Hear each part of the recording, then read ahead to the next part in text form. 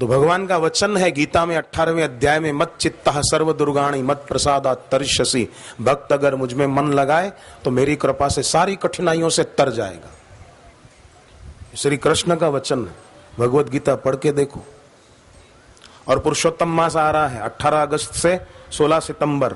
सभी भाई बहनें याद रखना, खास पुरुषोत्तम मास में एक दिन भी गलती मत करना। दोपहर को खाना खाने से पहले भगवत गीता का 15वां अध्याय पढ़ के ही भोजन करना। देखो घर में सुख शांति कैसे बढ़ती है। पूरा पुरुषोत्तम मास 18 अगस्त से 16 सितंबर तक बहनें याद रखना, दोपहर को खाना खाने से पहले भगवत गीता का 15वां अध्याय, जो पुरुषोत्तम योग नामक अध्याय माना जाता है, उसका पाठ करके ही भोजन करें। बहुत लाभ होगा, बहुत लाभ होगा। पुरुषोत्तम मास की महिमा पुराणों में बहुत गाई है। पूरा पुरुषोत्तम मास अगर रोज दीप दान कर दें, पीपल के नीचे दिया जला के रख दिया, मंदिर में रख दिया, पूजा की जगह पे रख दिया अपने हाथ से, दीपदान की पुरुषोत्तम मास में बड़ी भारी महिमा है कि मेरे भीतर भी आत्म ज्योत जगे। हे हरि, हे भगवान, हे प्रभु। ये पुरुषोत्तम मास आध्यात्मिक धन से संपन्न होने का मास है। भगवान विष्णु ने नरसिंह अवतार लेकर जब हिरण्याकश्यपु को पकड़ा मारने के लिए, तो हिरण्याकश्यपु ने कहा मैंने वरदान लिया है, मानव से न मरूं, दानव से न मरूं। भगवान ने कहा देख तो सही रूप कैसा लिया तेरे लिए। उसने कहा अस्त्र से न मरूं, शस्त्र से न मरूं। भगवान ने कहा नखून बड़े करके आया हूं, किसी हथियार से नहीं मारूंगा, चिंता मत कर। बोले ये भी वरदान लिया, अंदर न मरूं, बाहर न मरूं। भगवान ने कहा चल महल की चौखट पर। बोले ऊपर न मरूं, नीचे न मरूं। भगवान ने कहा धरती पे नहीं मारूंगा, ऊपर नहीं, अपनी गोद में रखकर चीर दूंगा। बोले ठहरो प्रभु, एक वरदान ऐसा भी है कि अब आप मेरे को नहीं मार सकते। बोले क्या वरदान? बोले मैंने ये भी वरदान लिया है 12 मास में से किसी भी मास में मुझे कोई मार न सके। भगवान ने कहा इसीलिए पुरुषोत्तम मास में आया हूं, इसीलिए तुझे पकड़ा है, मुझे पता था तू ये बहाना निकालेगा, इसलिए मैं पुरुषोत्तम मास में आया हूं। तो पुरुषोत्तम मास में भगवान ने नरसिंह अवतार लेकर हिरण्याकश्यपु को मारा था। कलयुग रूपी हिरण्याकश्यपु हमको बड़े कष्ट देता है, तो पुरुषोत्तम मास आ रहा है और गुरु मंत्र मिल रहा है। जप पाठ आदि करते हुए इसके प्रभाव को खत्म करें और अपने घर में सुख शांति भक्ति वाला माहौल बनाकर सुखी जीवन जिए ना, स्वस्थ जीवन जिए। जब देखो तब दवाइयां खा रहे हैं, जब देखो तब मेडिकल स्टोर पे गए हैं, दवा खाने में गए हैं, ऐसा दुर्भाग्य क्यों देखना पड़े। और अंग्रेजी दवाओं से तो बाबा भगवान बचाए, जो बेचारे लेते हैं। मैं तो दुआ करता हूं कि भगवान उनकी तबीयत अच्छी करे और उनको अंग्रेजी दवाइयां न लेनी पड़े। घर में कोई बीमार हो और उसको दवाई लेनी पड़ती हो तो आप कटोरी में थोड़ा गंगा जल भरो, थोड़ा सादा पानी मिला दो शुद्ध, और उसमें देखते हुए शिव जी को प्रार्थना करो और 108 बार महामृत्युंजय मंत्र जप करो। वो पानी घर में जो बीमार है उसको रोज पिलाओ। माँ है, दादी है, पिताजी हैं, दादा हैं, उनको रोज इतनी सेवा करो। उनकी बड़ों की सेवा करोगे, उनका आशीर्वाद आपको सदा के लिए सुखी करेगा। घर के बुजुर्गों का अपमान कभी नहीं करना। घर के बुजुर्गों की सेवा सबसे सरल पुण्य कर्म है। माँ है, दादी है, दादा है, उनका अपमान कर देना नहीं। वो भले डांट दें, टोक दें, बड़े हैं ना, क्या हो गया, डांटते हैं तो अपनी भलाई के लिए डांटते हैं। बड़ों का अपमान क्यों करना? सभ्यता, तहजीब, उनका अदब, उनकी मर्यादा जरूरी है। तुम भूलना सब कुछ मगर माँ बाप को मत भूलना, कर्जा बहुत माँ बाप का सिर पे चढ़ा मत भूलना। एक लड़का बल्ब पे पिताजी का नाम लिख रहा था मार्कर पेन से, तो मामा जी आए हुए थे उसके घर पे। बोले बेटा ये पिताजी का नाम बल्ब पे क्यों लिख रहा है, इस पे लिखने का मतलब? बोले शिक्षक ने कहा है पिता का नाम रोशन करना सीखो, मैं इस पे नाम लिख के बल्ब होल्डर में लगाऊंगा, स्विच ऑन करूंगा, पिताजी का नाम रोशन हो जाएगा। ऐसे रोशन करेगा तू? पढ़ाई लिखाई में ध्यान दे, सारस्वती मंत्र जप करे, पढ़ते समय ईशान कोण की तरफ मुंह करके पढ़े, पेपर देते समय जीभ तालों में लगाए रखे। हर जो विद्यार्थी पढ़ने में ज्यादा कमजोर हो ना, हर बुधवार को 3 पत्ते तुलसी के ले ले, ओम सुप्रभाय नमः ये मंत्र बोलकर, ओम सुभद्राय नमः, ओम सुप्रभाय नमः, ओम सुभद्राय नमः, 3 पत्ते ले ले और गंगा जल में डुबाकर खा ले। उसके बाद दोपहर का खाना खाए। हर बुधवार को करे, बस बुधवार को अमावस्या न हो। अगर किसी दिन अमावस्या पड़ रही हो तो उस दिन तुलसी नहीं तोड़नी चाहिए। महीने में 4 दिन तुलसी नहीं तोड़ना बहने, याद रखना। द्वादशी, रविवार, अमावस्या और पूर्णिमा, 4 दिन तुलसी नहीं तोड़नी चाहिए, ये खास ध्यान रहे। बाकी के दिन में ले सकते हैं, सूरज उगने के बाद 12 बजे के पहले, दोपहर के बाद तुलसी नहीं तोड़नी चाहिए। खैर, अब प्राणायाम का तीसरा प्रयोग करेंगे जिसे थल बस्ती कहते हैं, जो बापूजी ने आदेश दिया था कि दीक्षा लेने वाले जरूर करेंगे। कैसे करना है कि सीधे लेटकर ये प्रयोग करना होता है। गहरा श्वास लेके छोड़ देते हैं बाहर, और श्वास को बाहर रोककर 25 बार मूलबंध प्रसरण किया। मूलबंध प्रसरण माना शौच जाने की इंद्रिय का संकोचन प्रसरण 25 बार कर लिया जल्दी जल्दी, फिर श्वास ले लिया। 2-4 बार श्वास चलने दिया जैसे चलता है स्वाभाविक, फिर गहरा श्वास लेके छोड़ दिया बाहर, और श्वास को बाहर रोककर 25 बार फिर वैसा ही किया। 25 बार हो जाए श्वास ले लिया, फिर 2-4 बार श्वास चलने दिया, दोबारा गहरा श्वास लेके छोड़ दिया, 25 बार किया। ऐसा 4 बार करना है। एक बार श्वास रोककर 25 बार किया तो 4 बार में 100 बार हो गया। वो हो गया थल बस्ती का प्रयोग पूरा। अगर किसी का पेट खराब रहता है, पाचन तंत्र की गड़बड़ी है, तो ये प्रयोग करते समय श्वास बाहर रोककर ही पेट को भी अंदर बाहर किया। अंदर ज्यादा खींचा, बाहर कम। 25 बार वो कर लिया अगर साथ में, तो पेट की तमाम खराबियां दूर हो जाएगी, पाचन तंत्र की कोई तकलीफ नहीं रहेगी। कईयों को बेचारों को पेट की शिकायत रहती है, दवाइयां खाते रहते हैं तो दवाओं से और खराबी होती रहती है। जो एक बार अंग्रेजी दवाओं का शिकार हो जाता है ना, बस गया काम से, जिंदगी भर खाता रहेगा। कभी डिस्प्रिन लो, कभी एनासिन लो, कभी पैरासीटामोल लो, कभी क्रोसिन खाओ। कई लोग तो घर में दवाइयां ही रखते हैं, एक जगह होती है दवाइयां पड़ी हुई है।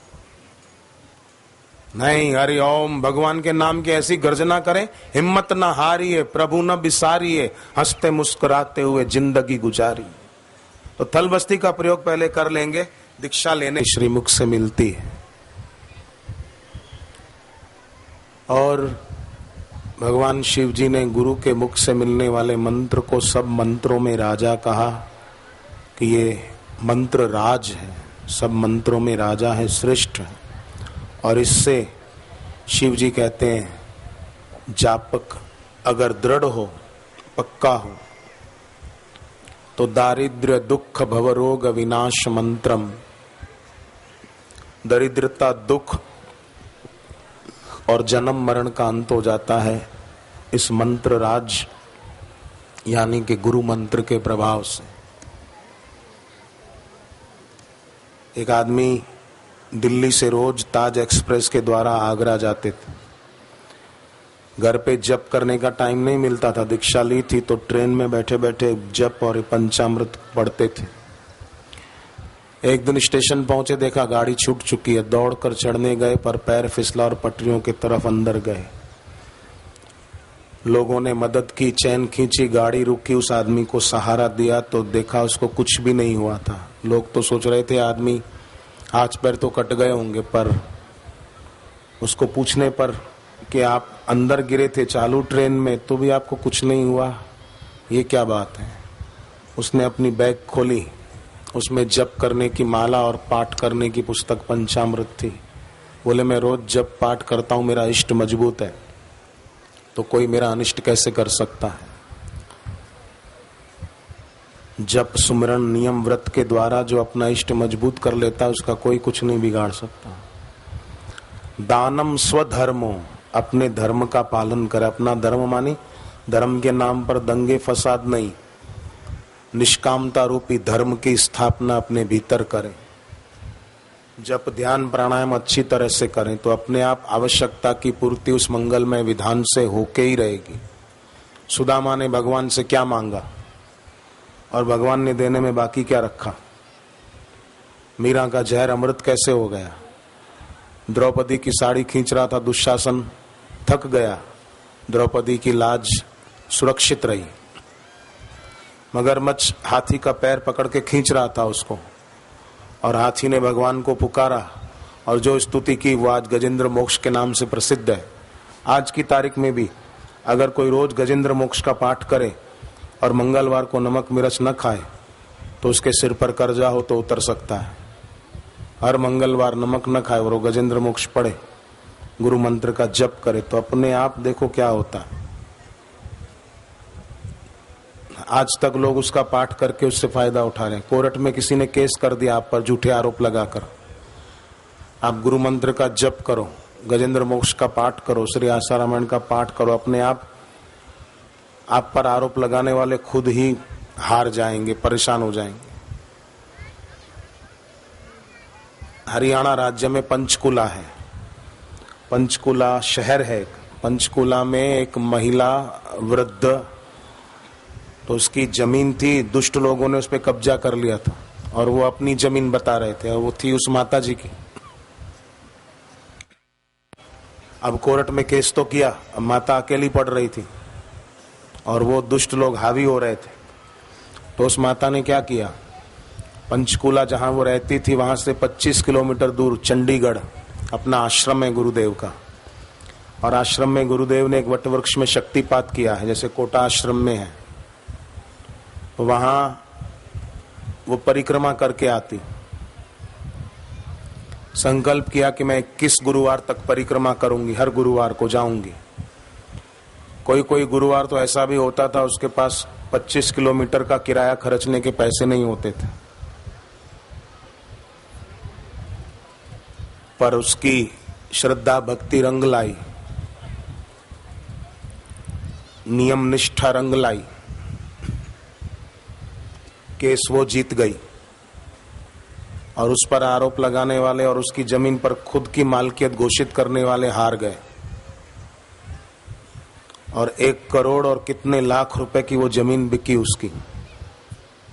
कहां तो बेचारी को किराए के पैसे नहीं होते थे, 25 किलोमीटर का किराया खर्च करे, और 1 करोड़ और कितने लाख रुपए में वो जगह बिकी उसकी। तो भगवान और भगवत प्राप्त गुरु वो हमारे प्रति उपेक्षा से भरे हुए नहीं हैं, वो हमारी उन्नति चाहते हैं। केवल हम सुदामा की तरह उनकी तरफ चलें।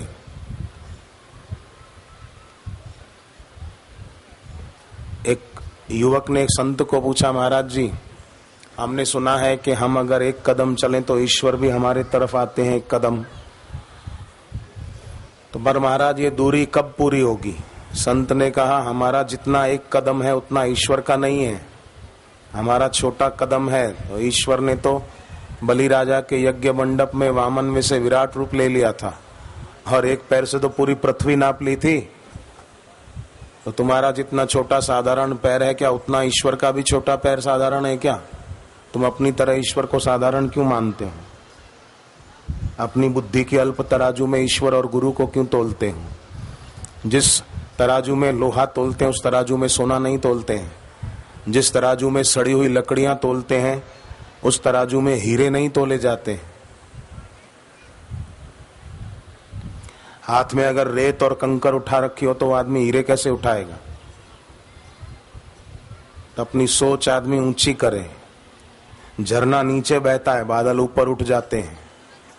ऐसे जिसकी ऊंची सोच होती है वो आदमी ऊंचा हो जाता है। घटिया मानसिकता हो तो आदमी क्षुद्रता में जीवन पूरा कर देता है। इसलिए अपनी मानसिकता भी ऊंची रखें। निंदा करने वाले, आलोचना करने वाले तो संत और समाज के बीच गलतफहमी की खाइयां खोदते हैं, पर भक्त लोग समझदार होते हैं। वो जानते हैं। एक सेठ था, कार में बैठा था, ड्राइवर चला रहा था। अचानक आगे कीचड़ वाला रास्ता आया, गाड़ी फंस गई। तो सेठ ने ड्राइवर को कहा, कुछ भी कर, गाड़ी निकाल, जल्दी ऑफिस जाना है। तो अब गाड़ी तो अच्छी तरह फंस गई थी। सामने एक आदमी खड़ा था, उसको ड्राइवर ने बुलाया, मदद की, उसने गाड़ी निकाल दी। सेठ खुश हुआ, 100 रुपया इनाम दिया और उस आदमी को कहा कि तुम और क्या काम करते हो? उसने कहा, सेठ जी मैं तो यहीं बस दिन भर आसपास रहता हूँ, यहाँ कोई गाड़ी फंस जाती है तो मदद कर देता हूँ, दिन भर में 12-15 गाड़ियाँ निकाल देता हूँ। हर आदमी मेरे को बख्शिश दे जाता है, दिन के 1200-1500 यूं ही मिल जाते हैं, कभी 1200, कभी 1500, कभी 1000। सेठ ने कहा, बढ़िया, अब तो तुझे और कोई धंधा करने की जरूरत ही नहीं है। बोले, सेठ जी एक काम करता हूँ मैं एक्स्ट्रा। क्या? बोले, रात को कुएं से पानी भर के लाता हूँ और इधर कीचड़ करता रहता हूँ ताकि गाड़ियां फंसे और मेरे को कुछ मिल जाए। अब जैसे वो आदमी कीचड़ करता था ना जानबूझ के, ऐसे ही कई कुप्रचार करने वाले और आलोचना करने वाले होते ना, वो ऐसे कहानियां बनाते रहते। जैसे वो कीचड़ बनाता था, ऐसे लोग निंदक कहानियां बनाते तरह तरह की। उनको पैसे ही इसके मिलते हैं ना। जो भी कुछ इलेक्ट्रॉनिक मीडिया वाले जो कुप्रचार करते हैं, गलत बातें उड़ाते रहते हैं, उनको इन कहानियों के ही पैसे मिलते हैं कि इससे अपनी टीआरपी बढ़ेगी। टीआरपी मतलब टेढ़ी राहों का पैसा आएगा। तो व्यक्ति की ईश्वर में रुचि होनी चाहिए। पैसा मनुष्य जीवन का उद्देश्य नहीं है। धन यौवन यो जाएंगे, जा विधि उड़त कपूर, नारायण गोविंद भज क्यों चाटे जग दूर। धन उद्देश्य नहीं है। रावण के पास सोने की लंका थी। हनुमान जी ने क्या कहा? राम विमुख संपत्ति प्रभुताई, जाई रही पाई बिनु पाई, सजल मूल जिन सरितन नाही, बरसी गए पुनि तबहि सुखाई। जिन नदियों का मूल सजल नहीं होता, बरसात बीत जाने पर वो नदियां भी सूख जाती हैं। तो हमारा मूल ईश्वर है। उस ईश्वर से जुड़े रहें, जप तप करते रहें। ईश्वर प्राप्त गुरु जो सीख दे, गुरु के गुरु को जो अपने जीवन में लाते हैं, उनके जीवन में गुरुता आ जाती है। गुरु के गुरु को जो अपनाते, गुरु माना उपाय, गुरु का बताया उपाय जो अपनाते हैं, उसको क्रियान्वित करते हैं।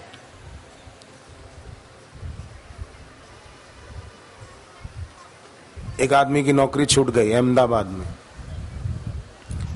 तो 20,000 महीने की नौकरी थी। उसकी पत्नी अपने मायके आई किसी काम से, तो माँ ने कहा बेटी आज रविवार है, मैं सत्संग में जा रही हूँ, तुझे चलना है? तो माँ के साथ वो सत्संग में आई। उस आदमी की पत्नी जिसकी नौकरी छूट गई महीने 20,000 की, सत्संग में आई। योगानुयोग उस बहन की गुरुजी से बात हो गई। गुरुदेव ने इतना ही कहा, चिंता मत करना, सब ठीक हो जाएगा। पति ने भी आकर थोड़े दिन बाद दीक्षा ली।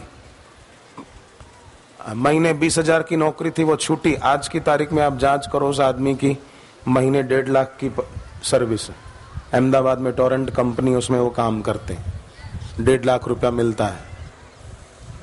क्या घाटा पड़ा? 20 की गई तो 1.5 की मिल गई। और कई लोग जरा जरा बात में दुखी, चिंतित और व्यथित होते रहते हैं। मेरी नौकरी चली गई, मेरा ये हो गया, मैं परेशान हूँ, मैं बहुत दुखी हूँ। इसको नौकरी अच्छी नहीं मिलती है, मिलकर छूट जाती हो ना, उसको चाहिए कि आदित्य हृदय स्तोत्र का पाठ करे, गुरु मंत्र का जप अच्छे से करे।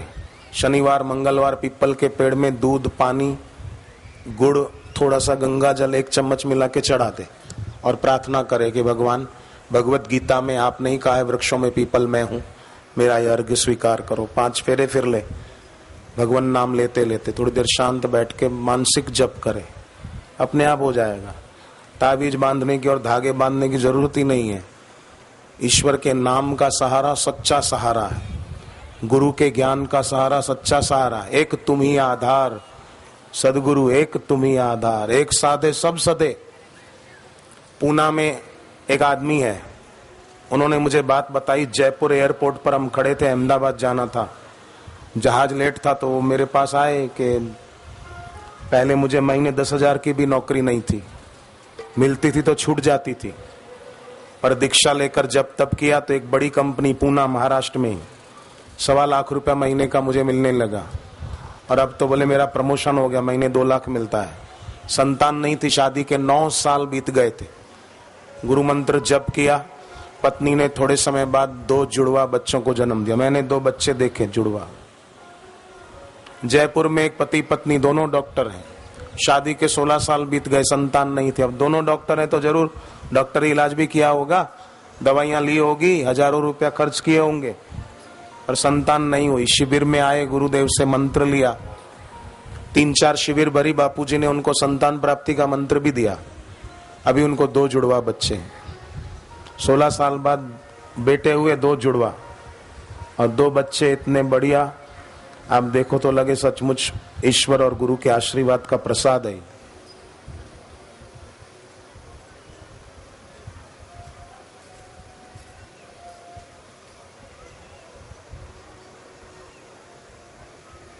हम आए हैं शरण तुम्हारी। हम आए हैं शरण तुम्हारी। अब उद्धार करो दुखहारी। अब उद्धार करो दुखहारी। सुन लो मेरी पुकार सद्गुरु। सुन लो मेरी पुकार सद्गुरु। एक तुम्ही आधार। एक तुम्ही आधार सद्गुरु। एक तुम्ही आधार। हरे राम राम राम हरे हरे। हरे राम राम राम हरे हरे। हरे कृष्णा कृष्ण कृष्णा हरे हरे। हरे कृष्णा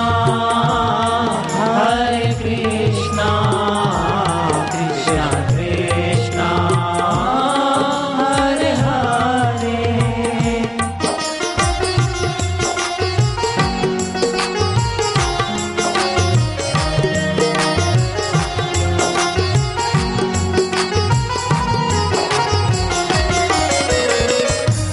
तो एक निष्ठा बहुत बड़ी बात है अपने सदगुरु में।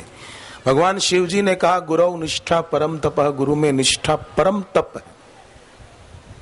गुरुर्देवो, गुरु ही देव है। देखो भागवत धर्म किसको बोलते हैं? शास्त्र में आया भागवत धर्म का पालन करो।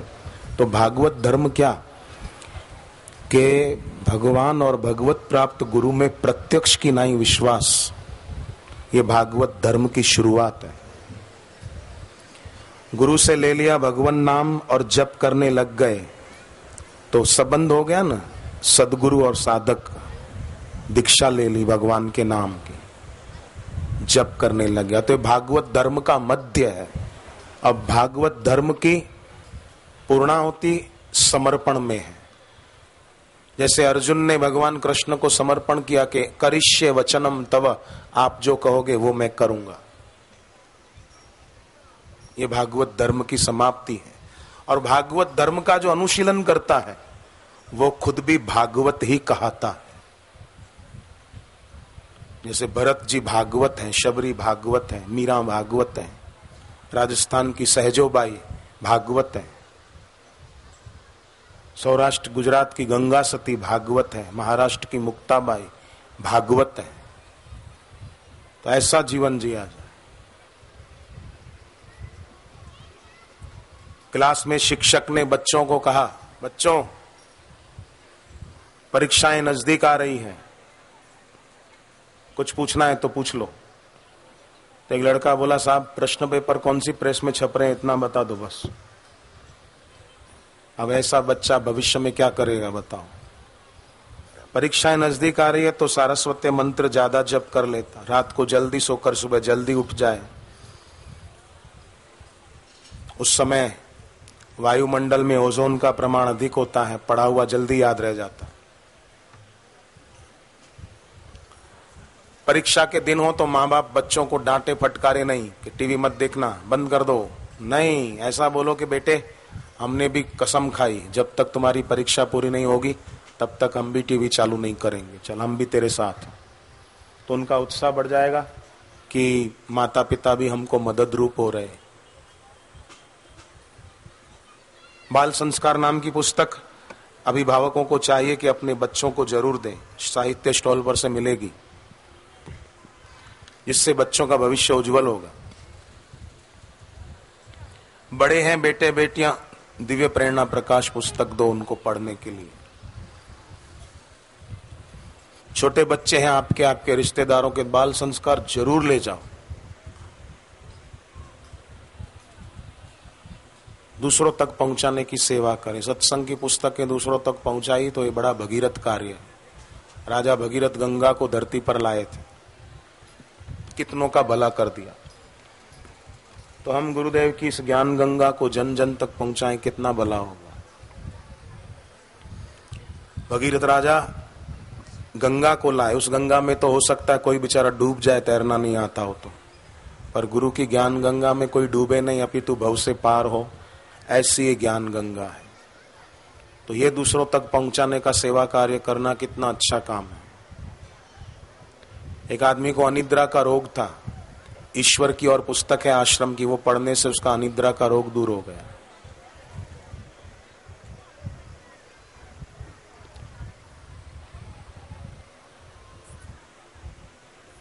बच्चे बैठते समय कमर सीधी रखकर बैठा कर, जो कमर से झुककर बैठते हैं ना तो जल्दी बुढ़ापा आ जाता है, और 50 साल की उम्र में तो कमर दर्द की बीमारी हो जाती है उनको। इसलिए बैठते समय विद्यार्थियों को खास कमर सीधी रखकर बैठना चाहिए। झुककर बैठने से धरती की गुरुत्वाकर्षणी शक्ति हमारे मस्तिष्क की शक्ति को और ज्यादा खींचती है, ज्ञान तंतु कमजोर हो जाते हैं। घर पे पढ़ते समय भी जो झुककर सिर आगे की ओर झुकाकर पढ़ते हैं ना, तो गुरुत्वाकर्षणी शक्ति धरती की उनकी मानसिक शक्ति को खींचती है। और देखना, सिर झुकाकर पढ़ने वालों को जल्दी नींद आने लगेगी, झोंके आने लगेंगे। क्यों? शक्ति खर्च ज्यादा हो रही है। इसलिए बच्चे, बातें तो छोटी हैं पर ध्यान रखने पर फायदा बहुत होगा। प्राणायाम जो सीखे हैं वो रोज करना। विद्या की देवी है माँ सरस्वती, उसका मंत्र मिलेगा, उसका जप रोज करना। मुझे सरस्वती मंत्र की दीक्षा लिए हुए 24 साल हो गए, 24-25 साल हो गए, फिर भी मैंने आज तक सरस्वती मंत्र का जप छोड़ा नहीं है, रोज करता हूं। तो आप भी महीने, 2 महीने, 6 महीने जप करके फिर मंत्र जप छोड़ मत देना।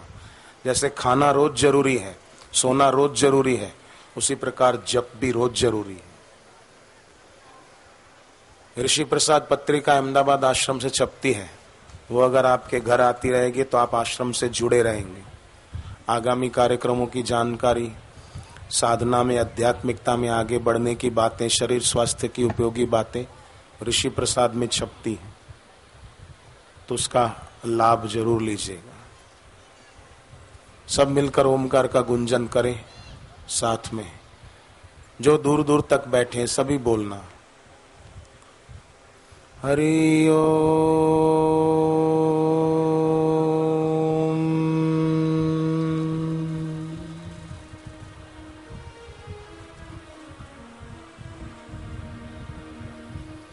हरि ओम।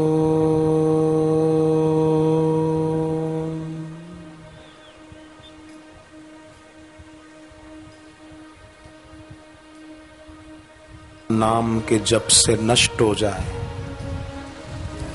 वो भगवान नाम गुरु से दीक्षा में मिले, कितनी बड़ी बात है। शरीर का जन्मदिन लोग याद रखते हैं पर वो इतना महत्वपूर्ण नहीं है। शरीर का जन्मदिन तो मृत्यु का आगमन दिन है, पर दीक्षा का दिन वो भगवत प्राप्ति का आगमन दिन है। दीक्षा का दिन याद रखना चाहिए। प्रतिवर्ष उस दिन हो सके तो व्रत आदि करके जप ज्यादा करना चाहिए।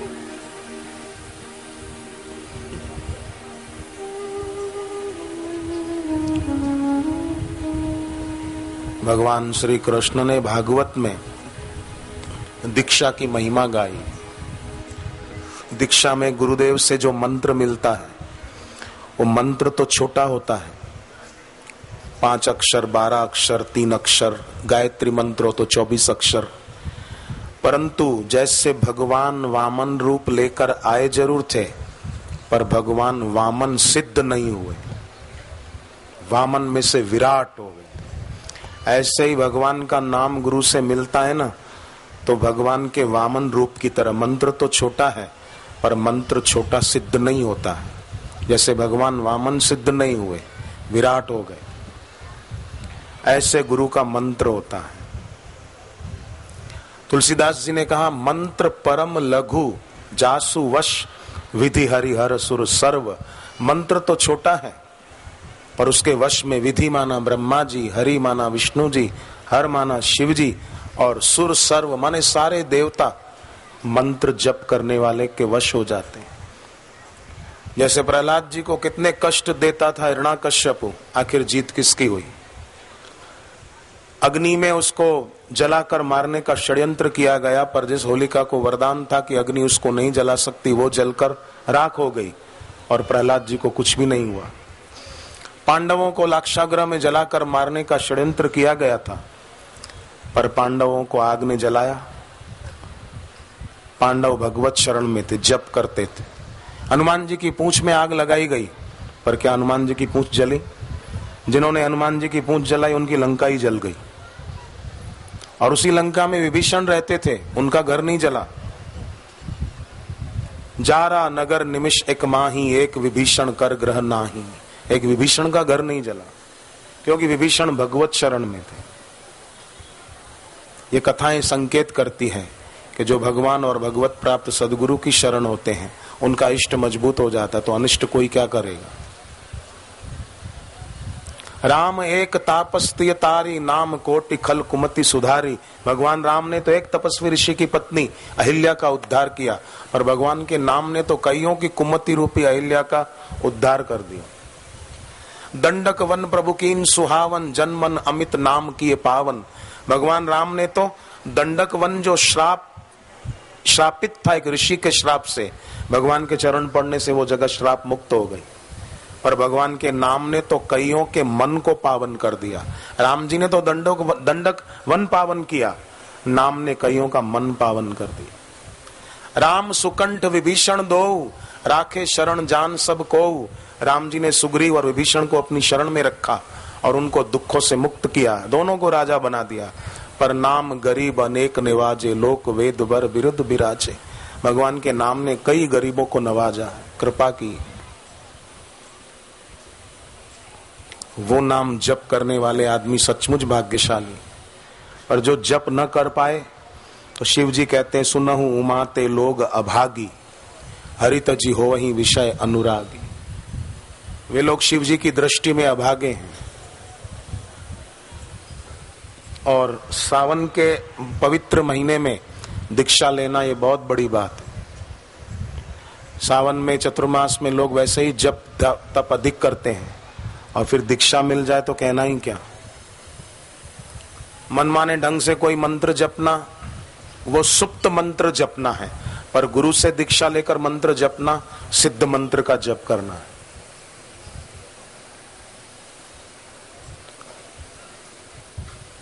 शिव जी ने स्वयं कहा है, चैतन्य रहिता मंत्र प्रोक्त वर्णास्तु केवलम। जो मंत्र चैतन्य रहित है, माने जागृत नहीं है, सुप्त मंत्र है, किताब में से पढ़ लिया।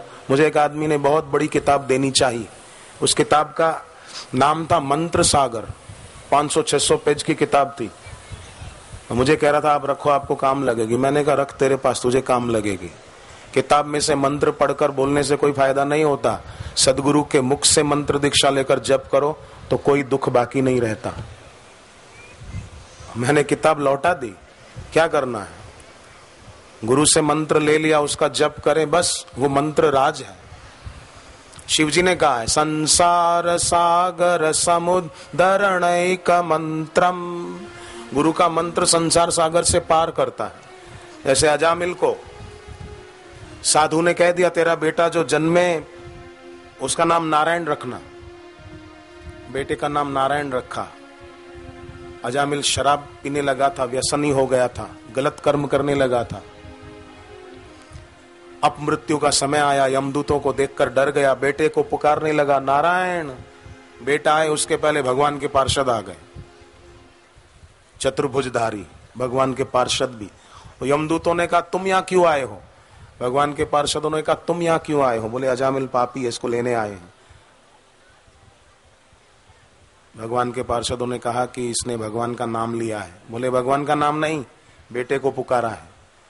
बोले इसका बेटा तो कल जन्मा, पर भगवान के नाम पर तो अधिकार भगवान का है। जहां भगवान का नाम होगा उच्चारण, वहां हम हाजिर होंगे। और उसकी अपमृत्यु कैसे होगी? अभी तो इसका 12 साल आयुष्य शेष है। जाओ। यमदूतों को लौटना पड़ा। उसके बाद अजामिल 12 साल और जीवित रहा। केवल बेटे का नाम नारायण नारायण पुकारने से कितना फायदा हो गया। एक तो उसकी बुद्धि भगवत विषय हो गई, पाप नष्ट हो गए, 12 साल आयु बढ़ गई, बाकी के 12 साल भक्ति करते हुए बिताए। और यहां क्या यमदूत लौट कर गए तो यमराज ने कहा लौट कर क्यों आए, क्या हुआ? उन्होंने सारी बात बता दी। यमराज की आंख में आंसू आ गए कि तुमने मेरे भगवान के पार्षदों को देखा, तुम्हारा अहोभाग्य, तुम्हारी आंखें धन्य हो गई कि भगवान विष्णु के पार्षदों को तुमने अपनी आंखों से देखा, धन्य हो गए तुम।